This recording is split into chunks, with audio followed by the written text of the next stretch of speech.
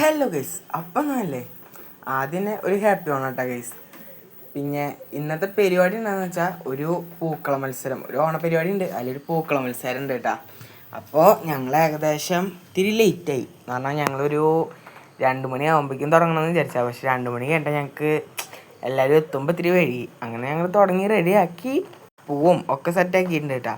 പിന്നെ ഞങ്ങൾ ഇങ്ങോട്ട് വന്നു എന്ന് പറഞ്ഞാൽ പരിപാടി നടക്കണോടത്ത് വന്നു. അവിടെ വന്നപ്പോൾ പിന്നെ ഞങ്ങൾ ഓരോന്ന് അവിടെ നിന്ന് ഞങ്ങൾക്ക് പൂ കിട്ടിയിട്ടുണ്ടായിരുന്നു, അതൊക്കെ അരിഞ്ഞ് റെഡിയാക്കി. അപ്പം ഇനി ഞങ്ങൾ വെറുതെ മോളിക്ക് പോയിട്ടുണ്ട് ഗൈസ്. അവരൊക്കെ ഏകദേശം തീർന്നു, ഞങ്ങളുടെ ഒന്നും ആയിട്ടില്ല.